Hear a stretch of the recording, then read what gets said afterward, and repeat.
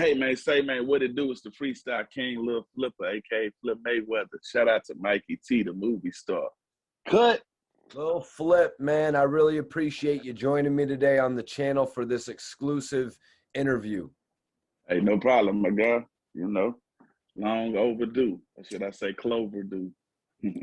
Facts, man. Let's take it right there. You know, like, how did you first get into the music scene, and like, how were you embraced by the Clovers to be their lead artist? Man, in my family, if you're born in my family, you doing music. So that's why I tell people I compare myself to Flip Mayweather, well, Floyd Mayweather, but I call myself Flip Mayweather because he was born into boxing, right? Like his uncle, his dad. I was born into music. My family do it. My grandma, grandpa, dad, uncles, aunts. So growing up in studios, playing the piano for the church, singing in the choir, playing the drums, doing rap battles, doing talent shows, like I was always involved in it, man. So it really wasn't no choice for me. And as far as the Clovers, it just kind of happened like that. Like, you know, Cloverland is the neighborhood I'm from, and the Botany Boys was the premier group that came out first and that opened up the doors for us, and always embraced me and showed me love. And you know, I played my position, sat in the back as long as I needed to. And when they told me to bite, when they was like, "Hey, I got this young cat who ready," then I'm gonna bite. You know, then once I'm done, I'm gonna go back into the shadows. You know. How did you secure a deal with Sucker Free Records at such a young age? So at the point when Sucker Free was like around the era when um, I would say middle school, you know, like right in middle school, leading into high school, it was an entertainment company.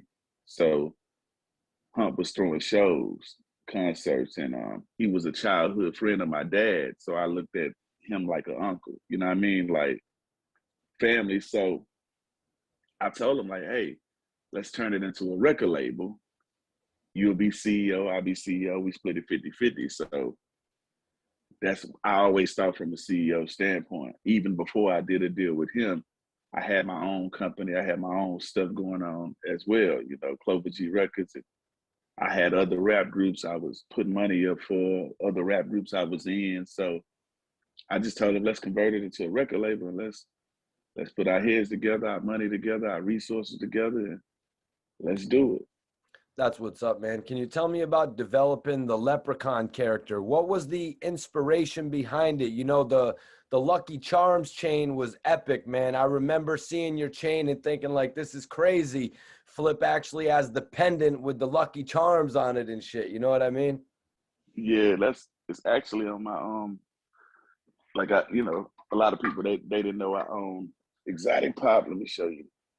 That's my refrigerator right there in the house, you know.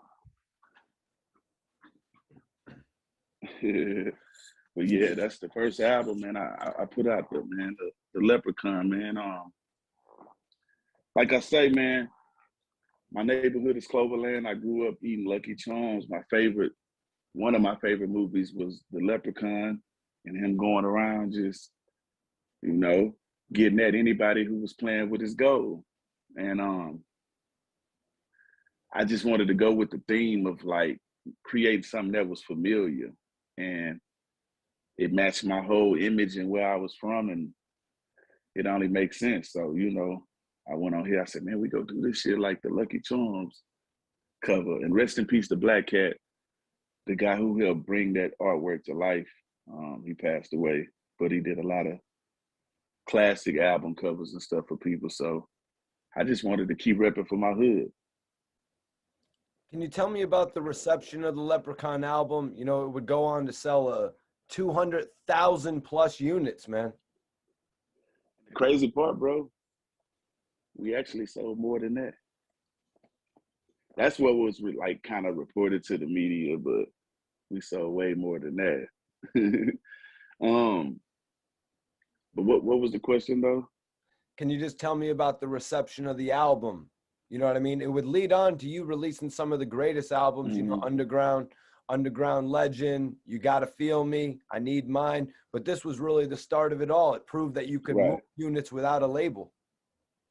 Yeah, man, the reception was like this.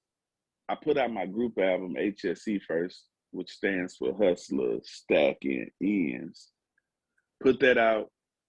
The fans, they were like expecting a Flip album because I was on all these different records that was floating around. Diamonds in Your Face, Casino, By the Car, By the House. I was on Screw Tapes and just different things. I was just like mixtapes in the streets. I was just doing a lot, and they was expecting the album from me.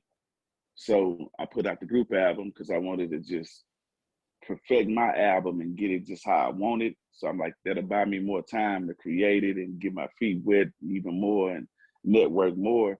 But the reception was crazy, man. I Can Do That started getting played everywhere, blew up. Destiny's Child, one day they came out and performed. Like they had I Can Do That like in their concert set. Like it was crazy as fuck, man.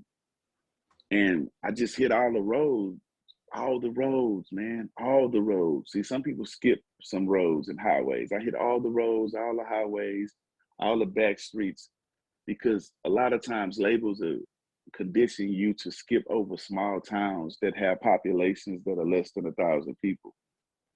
And I feel like those are the people that love you the most because nobody ever comes there. So I had this whole blueprint, black print, green print of how to keep myself out there, bro. So the reception was crazy. I was still traveling to places like Milwaukee, Cleveland, Ohio, all of Ohio, Indiana, Kentucky, Pine Bluff. Like I was everywhere giving away mixtapes. And everybody was telling me, oh man, that's stupid. You're giving away all your music or you're rapping on other people's beats. And I kept doing it. I kept doing it, bro. And it just spread like wildfire. A lot of people was trying to get with us. And we were selling so many of our own units and units out the stores. You know, people couldn't keep it. Hell, I got a copy right now. I got one of the original Leprechaun albums. This is look, when we first put this out, it came out with 20 tracks. When we got the deal with Sony, we took one track off. So it had 19. So if you do own a copy of the Leprechaun and it says 20 tracks, you do have a copy of the original one. Like me. Bing bong. Yeah, Flip. Honestly, after meeting you a couple of years back during that battle at the home event with you know what I'm saying? It was Geechee Gotti versus Sue Surf. I could tell the way you moved around, and I think a lot of that from what you're saying you did when you were in the industry is helping you now on the independent circuit, going and blessing all those towns with the 1,000 people. Just because they don't have 10 or 20,000 people, there's still 1,000 people that need to see you. You know what I mean?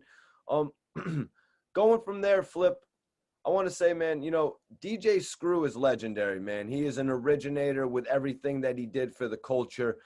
New York, the East Coast caught on to Screw very late. You know, I'm not even going to lie. You know what I'm saying? Can you tell me, can you remember how DJ Screw actually came and got you? Man, I was around him a lot prior to me ever rapping on a Screw tape. I've been to his house, played my part when everybody else was sitting around, played my part when everybody else was rapping. Like with Screw, it's a unpredictable, spontaneous type vibe. You can't always plan what's gonna happen with him because it's many stories like this. People will be like, "Yeah, I'm gonna do a tape with Screw," and Screw will be like, "Hey, let's do it this date," and it won't happen that day. You know, something will happen, and then it ends up happening when you least expect it. Like, man, you know what? We were supposed to do that shit. Shit, we here now. Let's rap. So that was another one of the notches in my belt that taught me to always be ready, which I was always taught to be ready. But he would always see me around. I was always in the mix. You know, I'm from Cloverland, so I was always in the mix. And then prior to him seeing me with the Body Boys, I was doing a lot of rap battles and talent shows at this place called Club Unique and Stadium Bowl with a bowling alley, but in the back, that's where the teenagers would go dance. Then there was a place called Super Skate back in the day. So I was always battling and doing these rap battles and these contests to win prizes and rapping on the radio. And he kept hearing my name and hearing me on these different records and seeing me, you know, like, damn, this young guy, I was gonna say this young cat, but this young guy, you know, he out there doing what he gotta do. And I'm young. I'm the youngest in the screwed up clique. And he was just like, you know, he holding his own. And man, he embraced me. I freestyled for him on the spot multiple times, and he was amazed. And he always told me, he was like, bro, you different. He said, man, a lot of people freestyle. He said, but you different. He said, when you do it, bro, it sounds like you wrote it. He said, I be sitting there like, damn, bro, did he write that shit? Like, you know, the way I put my words together, because see, I'm heavily influenced by all genres of music as well as all coasts of music. So I grew up jamming Wu-Tang and Big L and Black Sheep and Tribe Called Quest. Like, I didn't just jam down south music. I jammed it all, West Coast shit. So I take pride in being able to be an MC and to come up with punchlines and bars that'll make a motherfucker be like, oh shit.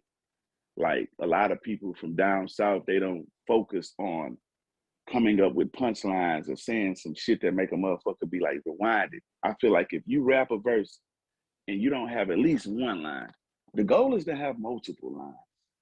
But if you don't at least have one line that make a motherfucker be like, oh shit, how in the fuck, man, how did he think of that? Like, I feel like you ain't do your job, bro. So I freestyled for him on the spot, and he was amazed, and he invited me to his house to rap and embraced me, man, and showed me how to be me, showed me how to be a low-key, laid-back, famous star, balance being famous and a real person at the same damn time.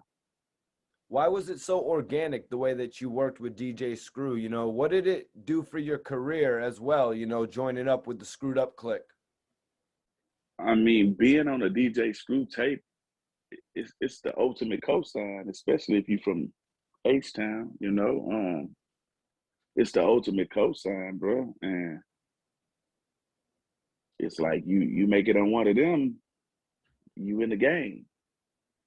You in the game. Like, it's the equivalent to going to be able to, going to rap, being able to go rap on DJ Red Alert back in the day, Kid Capri Show, Funk Flex, DJ Clue, RIP to K Slay. Like, there's certain DJs that are gatekeepers that if you go bless the mic and you murder the beat and you kill it, it's like, man, you have arrived. You know what I mean? So it's the same equivalent, you know. That was our K Slay, you know, our Flex. That, you know, he was our Capri, you know, that guy, that gatekeeper, man.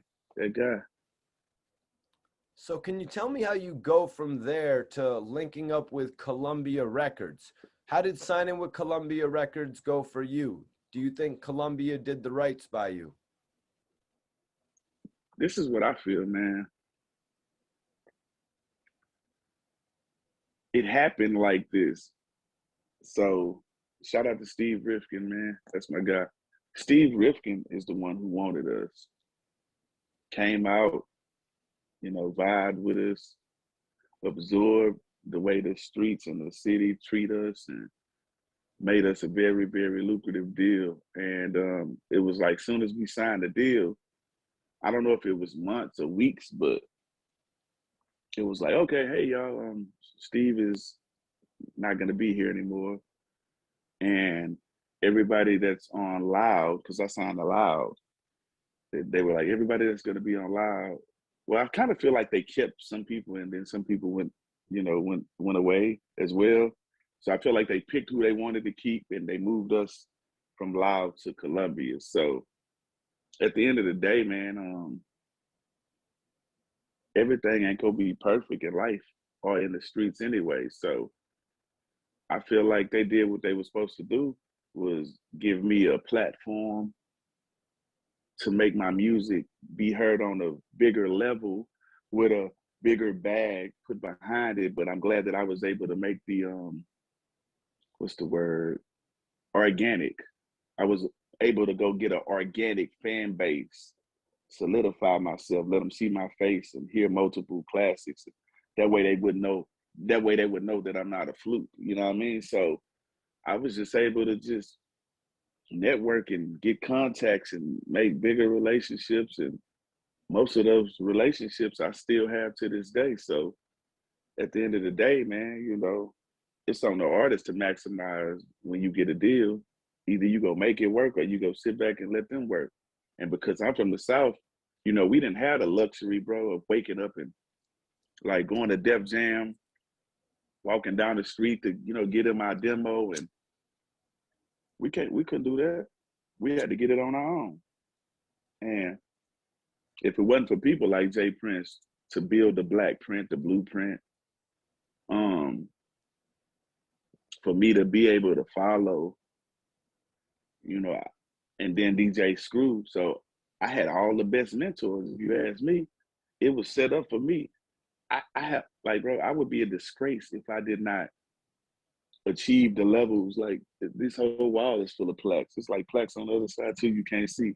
Like, I had people like Jay Prince, Tony Draper, you know, Master P, Cash Money. Like, I just had a lot of people that came before me. D-Rec, Rec Shop. Like, it was just people that are moguls and don't get the props that they should get that came before me, that I was able to soak up the game like a sponge and then apply my own flip to it and just do it, man. So, hey, I can't say they did a good job or a bad job. I'm gonna say they did enough, and I'm still here. It's on me to make the best of it. So I did a damn great job. Columbia wasted no time in getting your album released, it seemed, Flip. How did you go from the Leprechaun album to the Underground Legend?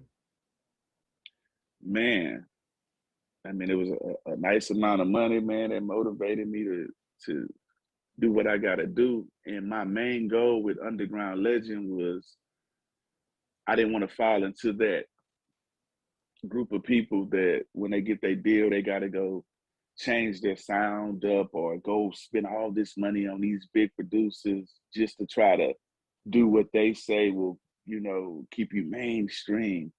I still work with underdogs. Like, I didn't go get nothing from like nobody like big. Like, it was just mainly like independent underdogs, like producers that I worked with on that album, man. So my mind frame was, man, let me just, you know, let me do me and show them, you know, this is what I do. But it did show that I have love and much respect for Cleveland, Ohio. That's a big part of my market. That's one of my biggest markets. And I used to eat at this restaurant called the Lancer. Man, it was crazy. It was a great restaurant. And I was actually in Cleveland the day Aaliyah died, like the day I found out. Like, it's crazy. So I'll never forget that. But I had 2 records. That was the segue for me to say I had 2 records with Busy Bone on Underground Legend. And I did a record with him called We Ain't Scared.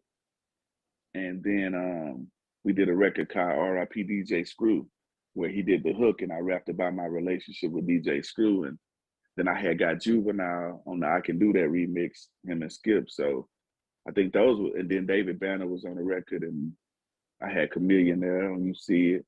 So I just kept it like, you know, I'm gonna do me. And my deal was a label deal and an artist deal. And I had creative control. See, I never do a deal where I don't have control because I know what I'm doing. And I wanted to ask you the reasoning behind the title, Underground Legend. Because I'm legendary, man. The things that I did, like, nobody else has done at the caliber that I did it. Think about it. I'm in a screwed up clique. We started the chop music, right? Okay. At the time when it was North Side, South Side beef, you know, Swisher House came with their movement, which was slowed up music too.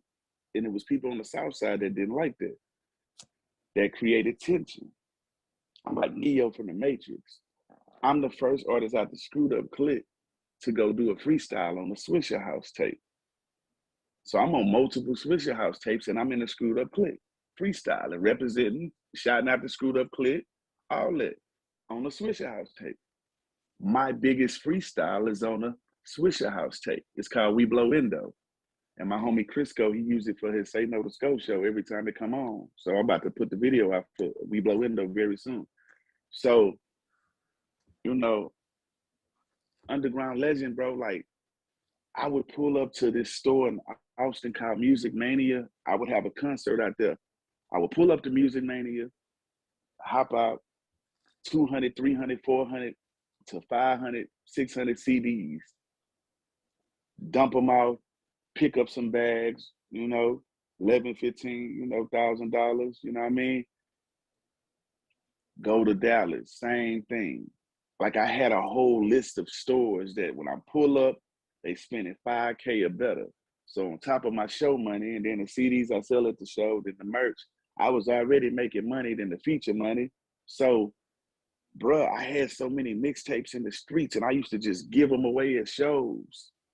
I gave away so much music, bro, that by the time I go back to the town 3 months later, I got a new mixtape out.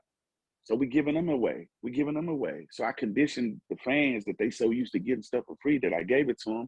And then think about it. The Leprechaun was a double album. Double albums, they count as twice, right? So A-Ball, he put out his first solo album called Lost. It was a triple album. So when you put out a double album, all you have to sell is 250,000 to go gold because it counts as two. That's the way Biggie, Life After Death is at 10 million because it sold 5 million, but it's a double. That's the way Pox, All Eyes on Me, is Diamond. So I'm using common sense. So A-Ball, A-Ball, his Lost album sold 3 million because it sold 1 million, but it's a triple album. So he went triple platinum. So in my mind, I'm crunching the numbers. I had a record called Diamonds in Your Face with C-Note. I sprayed it gold, put it on my wall, and I said, I'm going to give me a real gold album.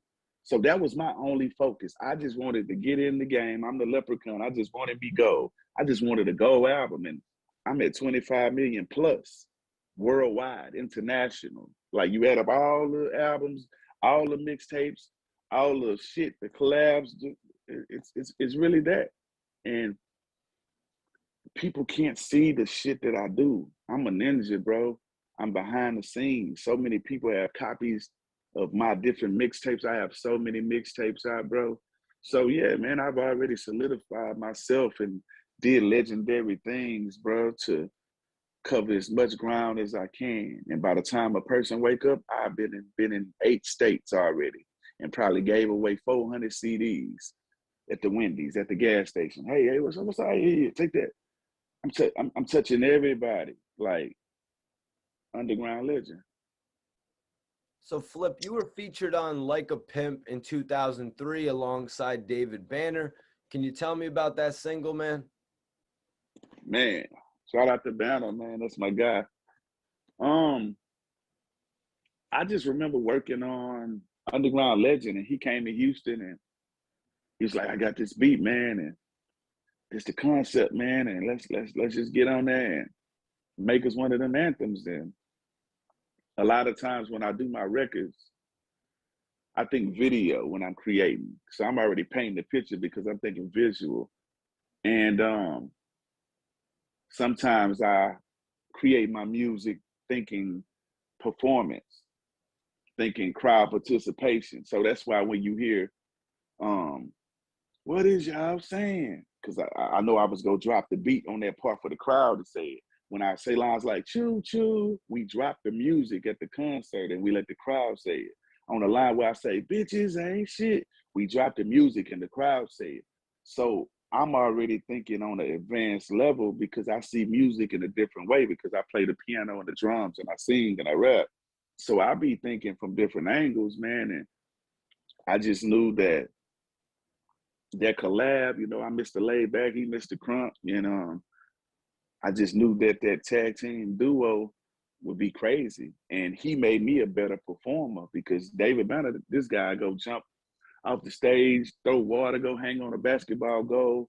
he go do some shit, acrobatic shit, man. And you know, in Texas, we more laid back and player made, but he actually made me a better performer. So I have a button, a switch that I could go from being laid back, charismatic, and then turn into a mini David Banner and be jumping and jumping out, you know, in the crowd. Like I just speed off the energy of the crowd. So yeah, that record was a great time, man. We had fun making that shit. Would David Banner go on to bring you out to multiple shows in the future? And would you guys keep a relationship throughout the years? Yeah, definitely. Yeah. We did a lot of shows. We actually, bro, about, I would say a month ago, me and David Banner, we just performed like a pimp together for the first time.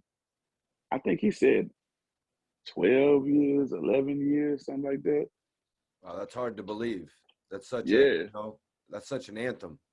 it was crazy. And the dope part about it, he came to Houston, had a release party, like a listening party, and we vibe chopped it up. And I'm like, man, it's time for us to do a new record. Like, and I'm working on my King Life movie and the movie soundtrack. So we went right in the studio, bro, and we got us another one, man, for the movie soundtrack. We got a nice one, man. I got a nice one tucked away, man. Lil Flip and David Banner, man. God Box 2 coming. Shout out to Banner, man. So Riding Spinners dropped as well in 2003, man. Can you tell me how you would go on to connect with 3-6 Mafia? Man, yeah, who? Yeah, man. Man, that's how you think about it when you hear Crunchy that, man. Black, shout out my guy. Rest in peace, Lord Infamous. Right. Rest in peace, Coops the nigga. Um, Man, Memphis is like one of my second homes, man. I got family down in Memphis, man. So, you know, we be out there everywhere, man. And the whole Memphis, man. But we be in Orange Mine the most. You know, shout out to everybody at Pressure World. Shout out BJ Lil Larry. Yeah, man. You know. But yeah, we love Memphis, man. And 3-6, man, they pioneers as well. We learned a lot from them too. They hustle. You know, they was putting out so much shit with Selecto, man. And it was just overdue. We did some records. They were working on Unbreakables, and we knocked out like 3 records that day. I did Spinners. We did a record called Rainbow Colors, which we need to shoot a video to that. I got a show with them in a couple of days, 236 Mafia. Man, we need to do a video to Rainbow Colors. And then I did the Choices movie soundtrack, part 2. It's a record called I Show Will with me and Lil White.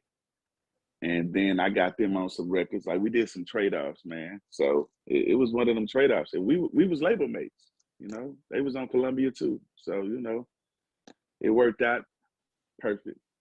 Were you aware of what you were doing at this point, Flip? Because now you've got your Underground Legend album out and you're on a couple of the biggest singles released that year. It's kind of like similar to what Lil Wayne had done, appearing on multiple singles throughout the year to keep his name out there.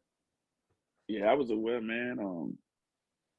I'm one of them people, man. I don't sit down and bask in the success and be like, oh yeah, like we go celebrate. Okay, we won a championship. All right, what we doing next season? You know what I mean? Like I'm one of them type of people. And then you know this industry is a what have you done for me lately type industry, unless you figure out a way to reach your fan base and constantly reach them and keep their minds interested in you. Once you figure out that way, man, you have tunnel vision.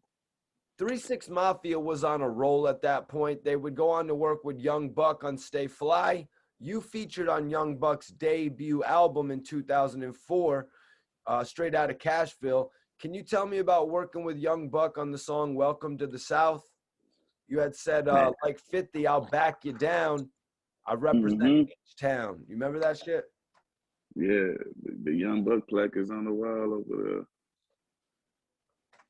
I got my book plaque on the wall, man. That's it right there.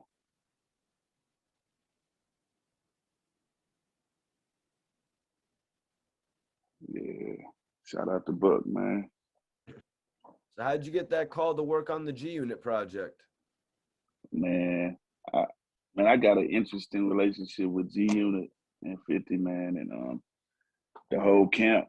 Um, who kid, who kid. He would always, man, like make sure I was on a lot of those G Unit mixtapes. Now with me and Buck, we always had our relationship before. Um, I've been knowing Buck, from the juvenile days, UTP days, and we always been cool.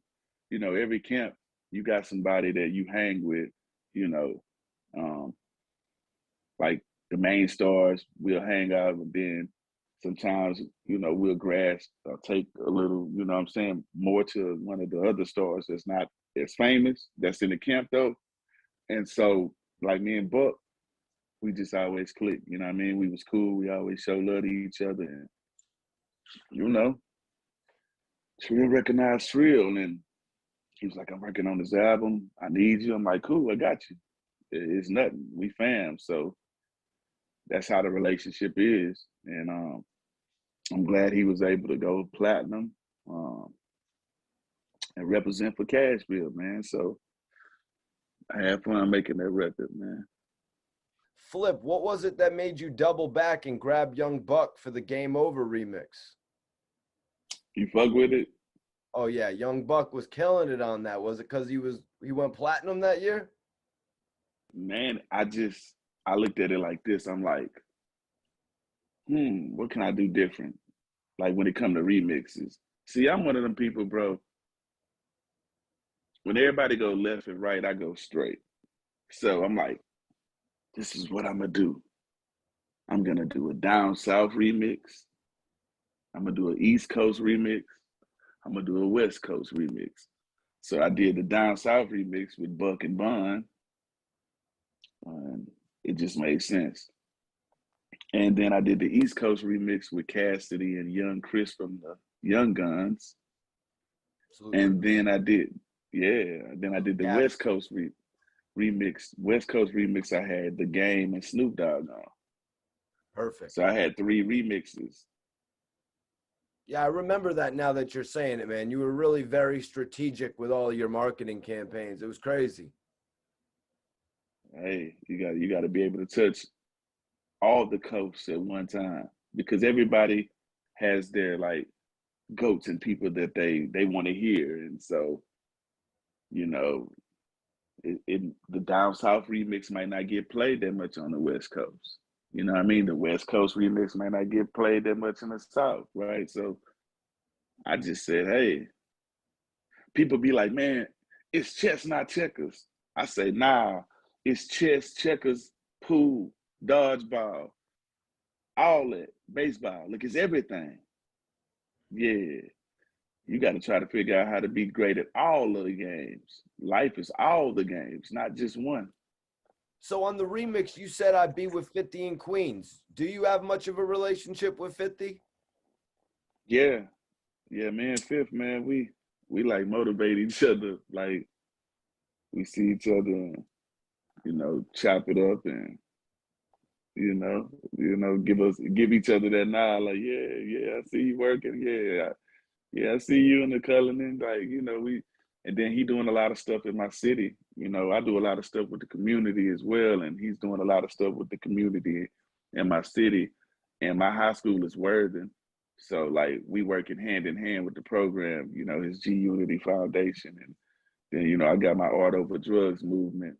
And we helping the kids, get jobs and be entrepreneurs and learn business and give them that extra push so they got more business savvy and they're not naive to the different things when it comes to business, man. So yeah, man, we motivate each other, man.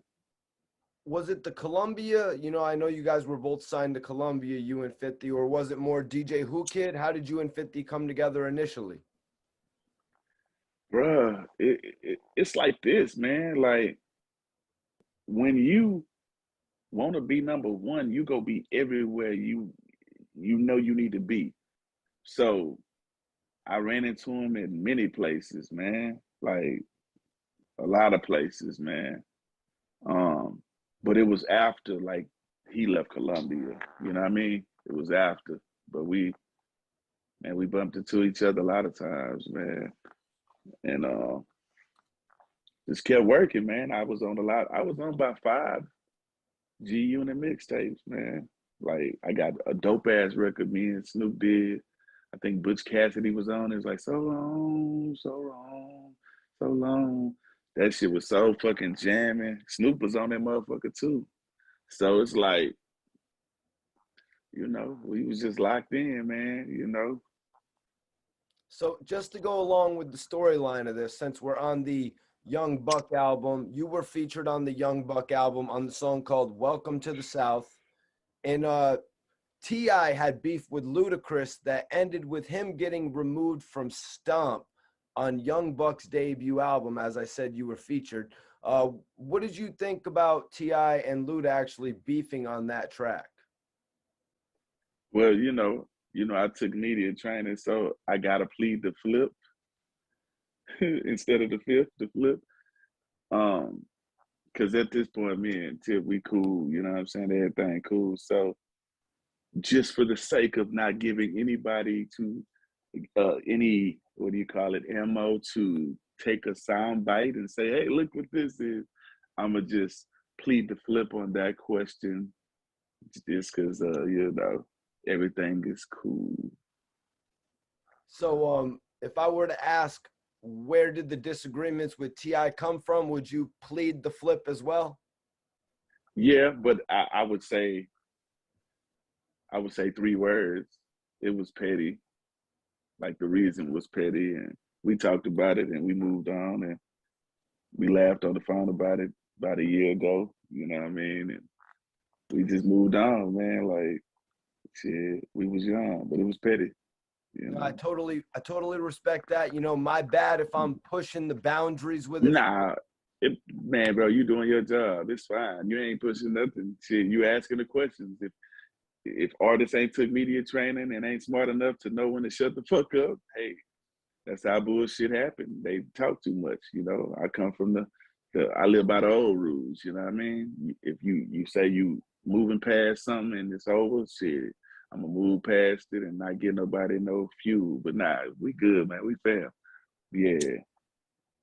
Yeah, but it's not every day that I get an interview with Lil Flip. You know what I mean? So I'm going to keep it real. You know what I mean? There's going to be comments coming in and they're going to be like, what the hell, Mikey T? What's the problem? So, my Right. bad, Flip, but the people want to know. And it's the first time you're on the platform, So I want to ask, is it true that Jay Prince ended the issues with you and T.I.? Yeah, he was the bridge. He's a good dude. Probably the only person that could, end it. So, shout out to my guy, man. That was respectful. That was what an OG is supposed to do. Like, you try to guide the youth to make logical decisions, man. And it's enough money out here for everybody. You know what I'm saying? It could be multiple kings, you know what I'm saying? Like, so sometimes OGs should step in and, give us that game like, hey man, look, man, you see how much money it is out here? So, and I do the same thing for the younger generation. Like it's a lot of youngsters that I mentor that's hot-headed, that, want to handle shit the wrong way, but you got to separate your emotions from logic, man. And, it's real easy, man. They taught us this shit as kids. See, sometimes people don't take accountability and they make life more difficult. They taught us the golden rule as a kid, man. Do unto others as you would have them do unto you. So it's real simple. If you wouldn't want it done to you, don't do it to nobody else. Like, it's that simple. Like, if a nigga live by that, life would be more peaceful. So that's how I look at it. That's how I stay out the way, mind my business. So going from all the records following underground legend, man, Like a Pimp, Riding Spinners, it looked like it was really building up to your next album, You Gotta Feel Right. Me. You know, it looked like the third album build was perfect. What went into naming the album You Gotta Feel Me at this point? Man, like, I'm a visionary, my guy. My albums are on my own. A lot of my artwork I draw on my own. I knew the names of my albums, like pretty much all like last few years leaving elementary, like going into middle school, like, you know what I mean? Like, I'm a visionary, bro. Like, I already knew what I wanted to name my company. Like, it's some ideas that I've been sitting on um for about 8 years that are just coming to life. Like my podcast, I was gonna do that shit like 9 years ago, but I had other stuff going on. But then the pandemic came, and I'm like, all right, let me do my podcast. So, the Truth Shall Set You Free podcast, I finally brought it to life. But that's an idea that I've been had a long time ago. So yeah, I always knew the name of my albums, man. And You Gotta Feel Me was just my way of saying, like, if you think about the story, I'm the Leprechaun that became an underground legend. And now you gotta feel me, because I need mine. I'm ahead of my time. I'm the El Jefe, a H-Town dude with a New York attitude. So, like, those are the name of my albums, you know what I'm saying? And I got other ones, the Leprechaun too, I put out. But yeah, I've been knowing the name of my albums, bro, like for a long time. And it just tells the story of the growth and where I'm at in my life. And that setup for You Gotta Feel Me, man, it was just, it was phenomenal, man. And I was having the time of my life. Yeah, Flip, and I want to point out that a lot of artists don't really do that this day and age. They don't really have the titles picked out like that. I've noticed while listening to the interviews. It's like, it's kind of wild to me. A lot of it now is as sporadic as it blows up on the internet. You know what I mean? And then the labels show up with $1 million. But what made you say that You Gotta Feel Me has to be a double disc? I know you've come from releasing other projects as double disc format, but did you think it was a little bit risky now at this point? A double disc, it's going to cost double the money. Were you thinking about anything like that?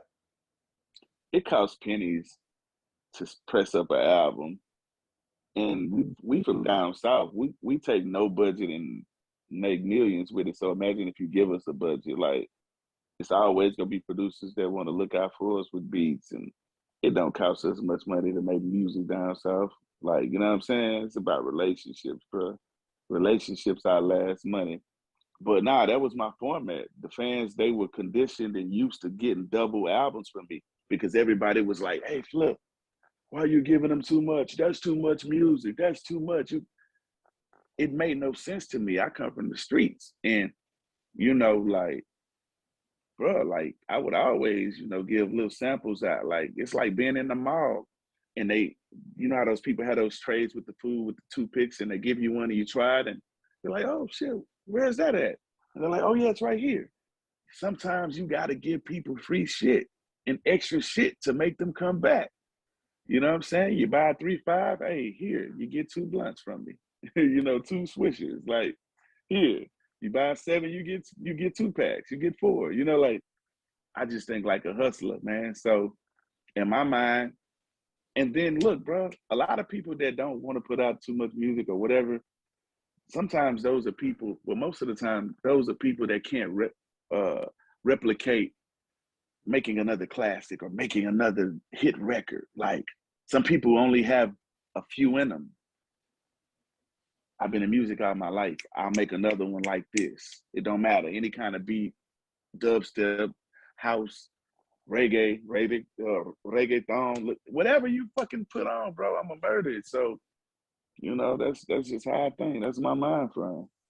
You Gotta Feel Me starts off with Game Over, followed by Sunshine. Can you tell me about the single rollout for this project? This is a case of me being a team player. All my report cards said works well with others. Every sport I played, I was the team captain. So I know how to get along and work with every type of personality known to mankind. It's just on me how long I want to deal with it. So, like, Game Over, I didn't want to do that because it was some people from where I'm from already had a record playing on the radio on the Pac-Man beat. So I was like, no. The A&R was like, man, come on, come on. I'm like, no, no. What if we pay you? I'm like, okay, yeah, I'll rap on it if you pay me. So they paid me 15 bands. I flew to New York, walked in, they had my check, they had some Zah, and they had some Hennessy. I don't drink Hennessy, but we gave it away to somebody. I got that bread though. So that's why I started Game Over like, oh shit, y'all done fucked up and let me in this bitch. Cause I'm like, if I start off cursing, it's gonna be bleep, bleep, bleep, bleep, bleep, and this shit ain't gonna make it. We can just go with the singles I wanna go with. So I was really trying to sabotage this shit and really curse. And it ended up working, like it blew the fuck up and shit like that. And then Sunshine, that particular record, somebody I was working with at the time had that record already and was trying to get me to do it. And I was like, I don't know. Cause yeah, I'm used to creating my own hooks. Like I'll write the hook or sing the hook or write it for the singer to come sing it. So, I just like being able to be hands-on with my stuff from top to bottom.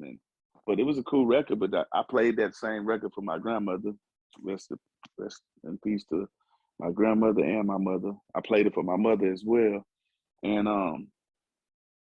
they loved the record.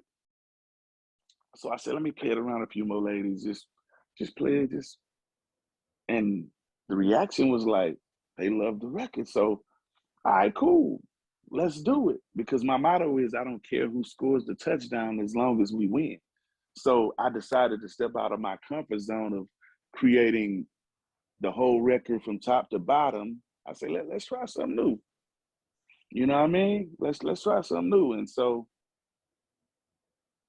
here we are now. So if I would have been egotistical and just be like, oh no, I gotta make everything, I wouldn't have Game Over or Sunshine. And those were the last two records I did for You Gotta Feel Me. The album was done. Yeah, and that actually gave you like a perfect cut for each album if you really want to put an A and a B cut on each album, you know what I mean? But Game Over really has a memorable portion to it with that whole flip, flip, flip, you know what I mean? But Sunshine, I got to say, man, at what point did you realize you had recorded one of the most memorable tracks in hip hop history? Man, I mean, the radio play, being retired on 106 in Park, I got multiple videos, retired, and I won multiple awards. I won a BMI Writing Award for Sunshine and a BMI Writing Award for Game Over.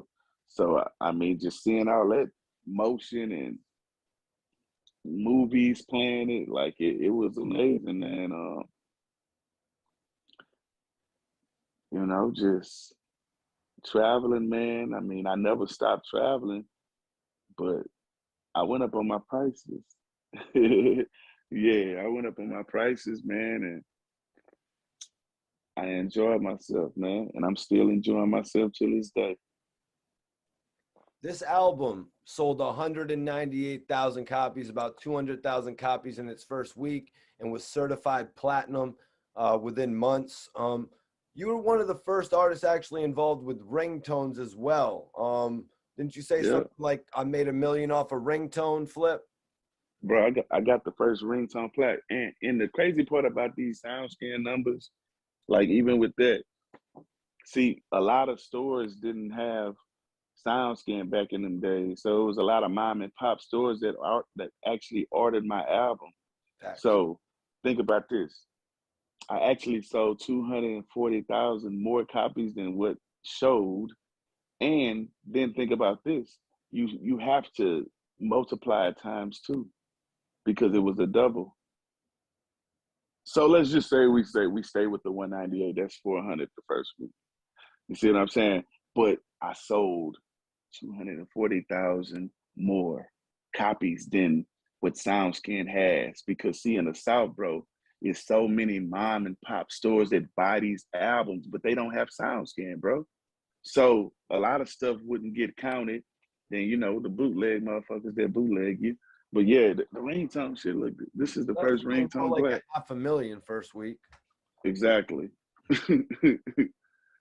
Damn, You you were know, even on Now 17? yeah, and that's the first ringtone plaque. I got a ringtone deal. Yeah, man. DJ screw, you know. So how did you get the call to work with Beyonce? You know, this is the Beyonce album that solidified her with her 3 big singles, Dangerously in Love, Naughty Girl, and Me, Myself, and I. Being from H-Town and being label mates. Right place, right time. I did a remix with Beyonce, I did Naughty Girl. I did a remix with Kelly Rowland. I think it's called Can't Nobody. Um, yeah, but it was just some label mate shit.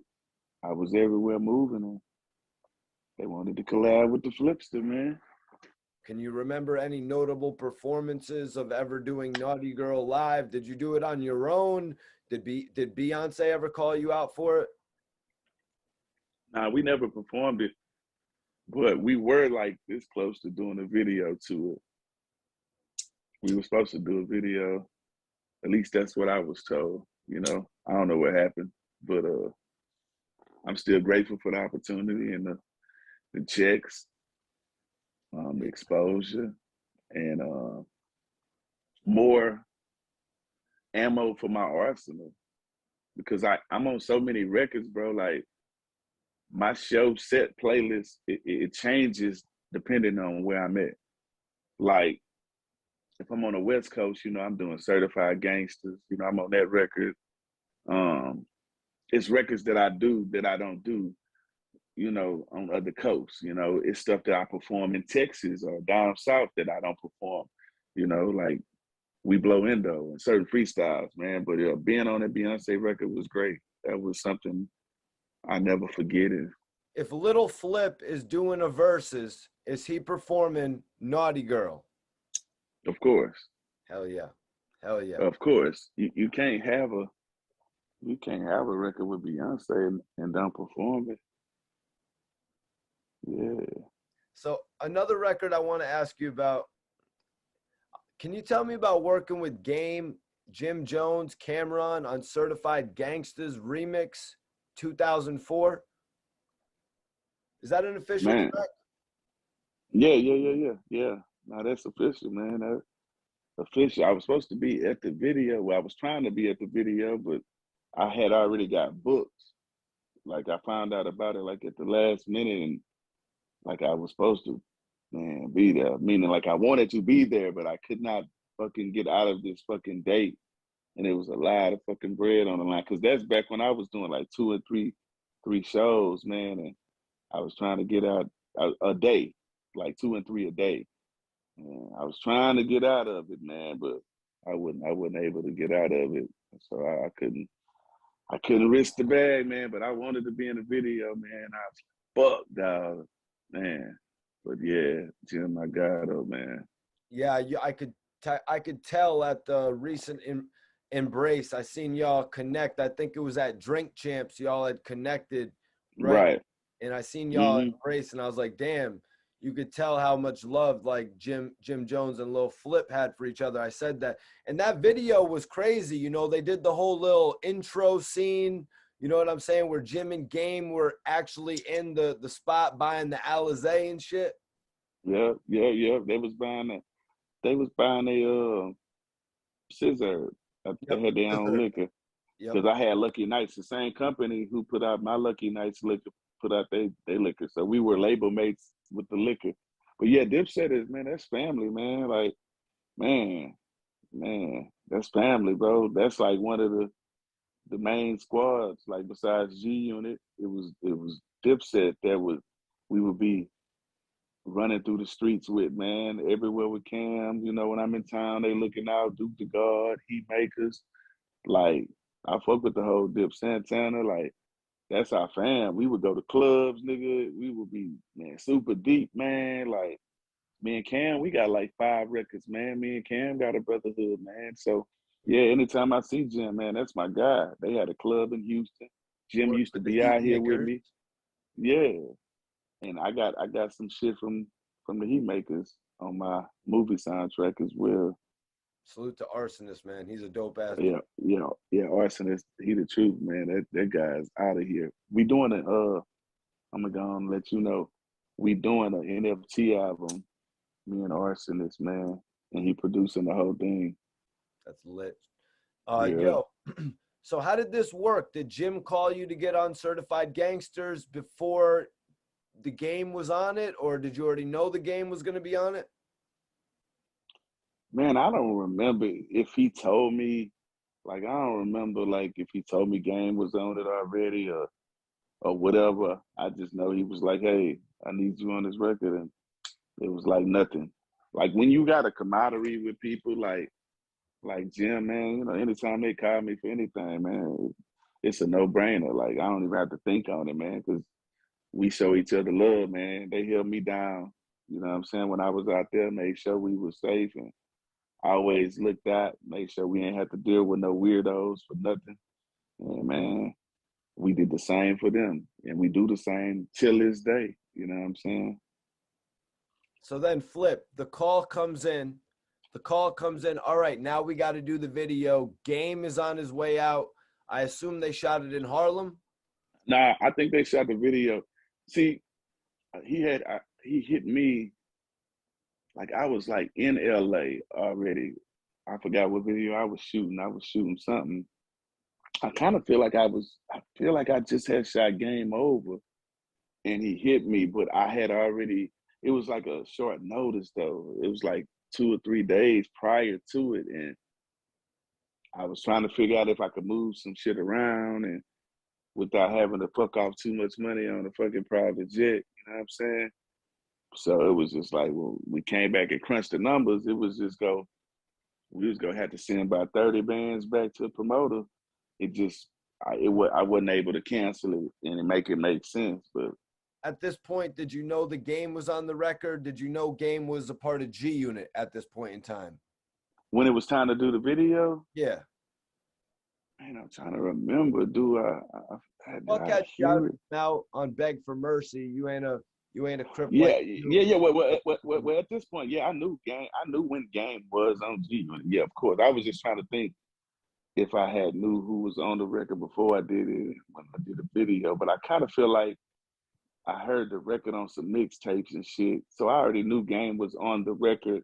But I don't know. I didn't know if I knew if he was on the record when I recorded it. But yeah, I knew. Yeah. Yeah, no, I'm sorry. I just wanted to kind of dissect that a little bit. You know, Hmm. like you said, you did a little bit of numbers. In '05, you released the joint project Kings of the South with Zero. Can you tell me how you linked up with him and how did it come about making a whole album together? Man, I mean, Zero is in the Screwed Up clique as well, so we in the same clique, glued together by DJ Screw, and we always been cool and doing music, collabing. We always had a brotherhood, and the vibe and the mode we was in then is different from the vibe we are in now because we're doing part two. And the only reason we doing part two is because the fans like, man, do part two, do part two. So he's the king of the ghetto and I'm the freestyle king. You know what I mean? So we both kings, and so we just doing part two for the fans, and part two is way different from part one. You know what I mean? Part two is just great music. That's what's up. I'm definitely looking forward to the sequel. What was it that made you go back in '05 and do that project though at pretty much the height of your career, Flip? At that point, we was in war mode.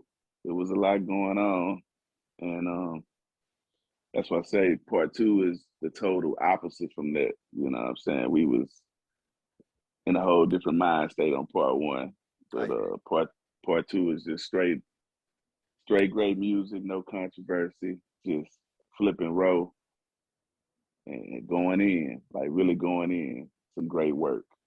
So moving on to I Need Mine. You know, after the success of the last two albums, why change labels at this point and leave Columbia for Warner Bros. Asylum? Like I told you, when we signed, Steve Rifkin like left, and then a few other people job positions got juggled around as well. So people started, just disappearing. And when you're at a company and you build relationships with people, they're invested in you and they know your story. They came to Houston with you, you took them to the hood, blah, blah, blah, blah, blah, blah. When these new people come, they're in there and they're just strictly about black and white numbers, right? They don't care about nothing other than that. So it's kind of like, it just seemed like robots were moving in place of real humans that actually cared about the job, that actually would come to the city of the talent that they signed and see why this city fucks with them. You know what I mean? Like, and Steve Rifkin was that kind of guy. Even though he was a millionaire and is a millionaire, he never made you feel like I'm bigger than you. It was like, yeah, man, come on, let's go. Let's go to the bar. Let's get on the train. You know what I mean? It was like that. And so I just felt like the vibe was just different, and the excitement and the people in my corner. It was just time to, like NBA players do when it's time to go to another team. As a boss, though. As a boss, though. As a CEO, though. So I'm wondering, Flip, were you promised like the ability to release more projects when changing labels? Because it seemed like you were setting up to release I Need Mine and Ahead of My Time within the same or within a 2-year time period, or maybe even a 1-year time period. Well, what happened was when I left, I changed up and like added some records to I Need Mine because I Need Mine got leaked. Like Sony sent out some copies and it kind of got leaked. You know what I mean? And so you had people that had some copies with the old cover with me standing in front of the Maybach. And then when I did the Warner Brothers deal, I added some records and changed the cover. Like I don't really like that cover, but the best thing about that cover is I put Free Zero on the cover. So, and they were like, why would you put, this is not a mixtape. You're going to put Free Zero on the cover, an album cover? I say, yes, I'm going to put Free My Brother and you're going to put it in blue. But yeah, so it was just kind of like, damn, I paid to leave. My album still got leaked. I had to add some records. So at that point, I was just kind of like really frustrated. Like, well, fuck this shit. Like, I already paid. I got other things that I'm invested in and invested in. Like I'm cool. You know what I mean? So I just that's when I really turned into a rebel. I was already a rebel, but I really turned into a rebel. So at this point, you were working with a major, but you would go on to sign with E1 to release projects to then promote Ahead of My Time. No, I never did a deal with E1. After that, I didn't do a deal with nobody. I'm still independent. I was able to get out of my deal with Warner Brothers, and I'm independent. I've been independent ever since. But let me tell you what happened. I know why you're probably saying that, because it was a project or a couple projects that I did that came out on that label. But those were more so side deals that people was like, hey, we want you to record a mixtape, because like I told you, I already got the name of my album. So like for a person to get me to do a real full album, it would cost a nice amount of money. So I would do deals on original beats and they would be mixtapes. Right. They would have to be called mixtapes. Like they would not be albums. Like they'll never be considered albums in my catalog as like albums, like as far as. So, but yeah, so those were just one-offs. You know what I'm saying? Me doing deals with different people, who I felt, were worthy. So how long were you with Warner Bros. Before you were able to get your release from the company? Can you tell me about that? Man, I think I was probably there about year, 2 years, something like that. It went kind of quick. Yeah, it was something like that. I want to know what made you say forget the majors and, start focusing more on independent releases. It just become like all my paperwork was label deals, CEO deals, and artist deals, and creative control. So when I do contracts and when I do business, if what we agreed to is not happening, I'm gonna be vocal about it. And then I'm gonna give you a few warnings. And if I don't see any changes, then we need to go separate ways. And that's just what I'm a no nonsense type of guy, you know. And I've never been afraid to speak my mind. I told you I'm the youngest in the screwed up clique. So I had to fight and claw harder to get everything I got just to earn everybody respect who came before me. So it was time to go. I operate off energy and vibes. I know when it's time to go. I know when it's not the right type of vibe for me. So I know how to remove myself from those type of situations. So let's talk about some of the endorsements that you would go on to do. Aside from the albums and the shows and the features, you would go on to do books, even footwear, Right. Clover footwear. Talk to me about some of these different, endorsements you got. I mean, like I told you earlier, man, the mentors that I had, I saw Jay Prince do music and have a car lot and do um, boxing management where he managed, boxers and buy cattle and ranches and sell Black Angus and all these different business ventures, man, that these different people are doing. I knew I wanted to be an entrepreneur. I'm a shoe fanatic anyway, so doing shoe deals and clothing deals and even with the exotic pop beverage deal, giving different artists their own drinks, energy drinks, sodas, water, the youth, giving back to their community. Um, I mean, this is just what I'm about. I was a pro at playing Monopoly. Now I own a board game called Trillopoly. So, this is what I do.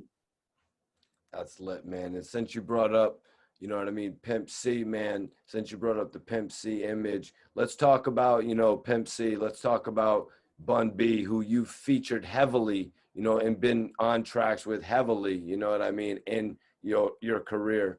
Talk to me about their influence on your career, man. I mean, those guys taught me a lot. They represented Texas. They made me proud to be from Texas. I learned a lot from Mama West. Rest in peace to Pimp C and his mom, Mama West. She used to book a lot of their shows for UGK. She also gave me a little knowledge when it comes to negotiating. And our relationship was great. The same way with Big Mo Mom. And before Mama West died, she made it a point to call me. It was like, I want to talk to Flip. Call Flip. I talked to her while she was in the hospital before she passed, like a day before she passed. But these people, they've instilled a lot of wisdom in me. And my goal is to make sure I instill as much wisdom into the people that are here and the youth that'll come after me. So when they out here dealing with the music industry and negotiating contracts and dealing with human behavior, you got to take your emotion out of it and you got to go with logic. So, Pimp C and Bun B, man, they held it down for Texas and they are heroes. Facts, man. Definitely tragic losing Pimp C to the game, man. And like I said, I just want to commend you on a lot of the music that you did with Bun B as well. It was dope seeing you show up on major records with him throughout your career. Another thing I want to ask you, speaking about records, is are we gonna see a record with you and T-Pain? Is it gonna happen? Are there any plans for you to work with T-Pain? Man, man, that would be dope too. And shout out to Bun. He invited me and paid me to perform at the Houston Rodeo. That was the, first time, man, like the hip hop, man, they let a male hip hop artist like headline the Houston Rodeo. So that was historical. He brought us out. They went crazy. They went crazy, man. But yeah, I'm open to, and listen, I'm open to fucking with T-Pain on some music, you know what I'm saying? He fuck with that gamer shit. I'm a gamer too. I just got back into the gaming. Like I used to play games all the time. So I'm about to be doing a lot of dope ass shit on Twitch, man. And to the gamers out there, we got some contests happening. We're giving away bread. We're giving away some big bread. And I'm also doing this talent show, reality show. And I'm giving away $100,000. And we're looking for the next artist, the next big thing, like the next iconic artist. And we about to do some historical shit, bro. So to the people that's watching and fucking with my guy Mikey T, look, follow me, Lil Flip 713 on Instagram, and stay tuned. We shaking shit up. I'm bringing my rap battle league back. I got a lot of things going on, bro. I just signed Easy the Block Captain to a joint venture deal. We business partners, me, him, Three Faces, and then Reed Dollars. We business partners as well. So Reed Dollars is on Clover G Records, and then Easy the Block Captain, he's on King Life Family. Both of those are my companies. And so the battle rap world, bro, like I say, So man, Flip, before you get up out of here, Flip, okay. I've been to some battle rap events where I believe you were even flipping the coin. Yeah. Yeah, you were flipping the coin, no pun intended. Pun intended. So tell me, bro, Easy the Block Captain, man. I had the chance to interview Easy the Block Captain. What does Easy the Block Captain bring into the battle rap culture, man? Talk to me about this guy. Man, it's like that excitement, like it's like, man, Philly, man, it's spitters out in Philly, man. And it's the waves, man. I feel like, obviously we know Reed Dollars is like the poster child when it comes to that battle rap shit from Philly, him and Cassidy, like, and there's some other legends from their era as well. You know what I'm saying? I don't know all their names, so respectfully, it's a wave of rappers that came from that era, and it's like Philly got this is that new excitement. And then he got to act in the new Fresh Prince of Bel-Air. Like he plays a character named Rashad.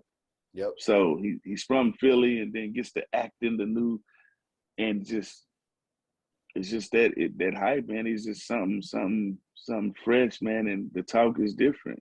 And he undefeated on the app. I'm watching him elevate. We making moves together, man, like business moves, longevity moves. Like, I don't believe in signing artists and being like, you're under me. Like, nah, we go do a joint venture. You go stand next to me. Yeah, we go executive produce some shows and put out some books and buy some properties and leave your family some generational wealth. Yeah, we can go buy cars and chains and all that. Yeah, but nah, we go get some shit.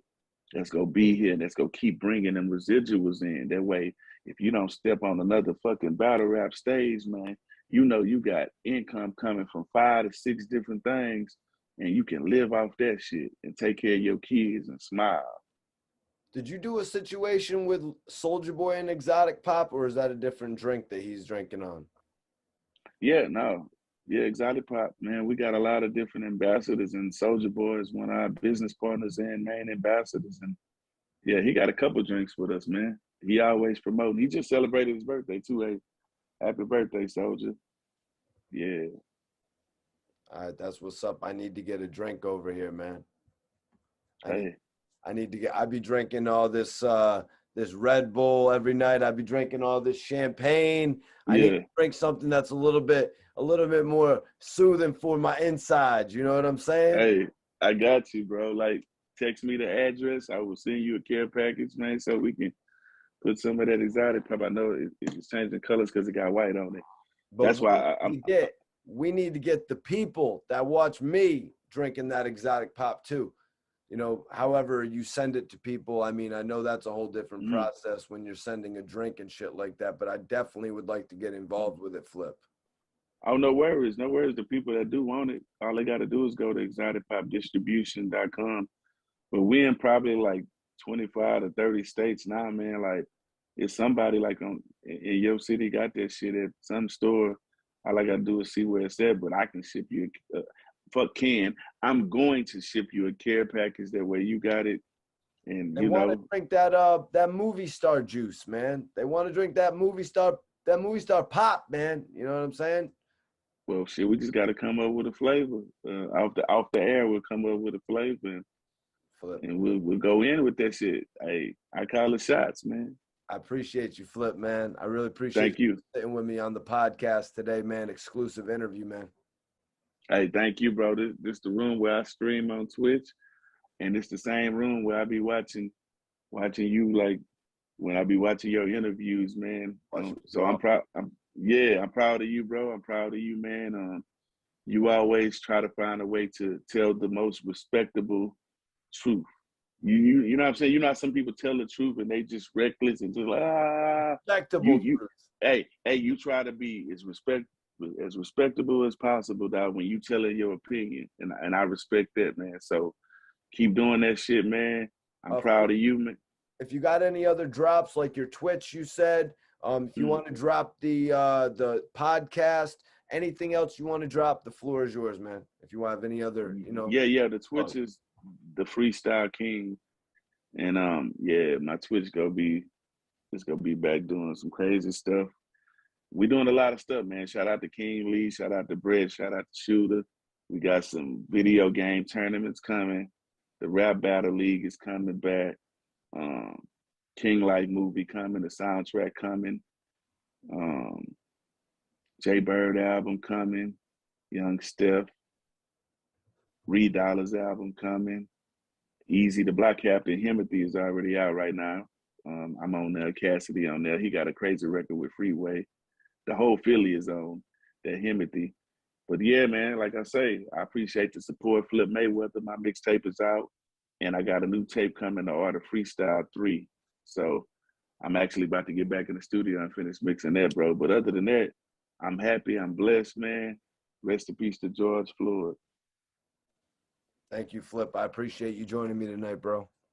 Already, man. You'll see me soon, bro. For real, be safe.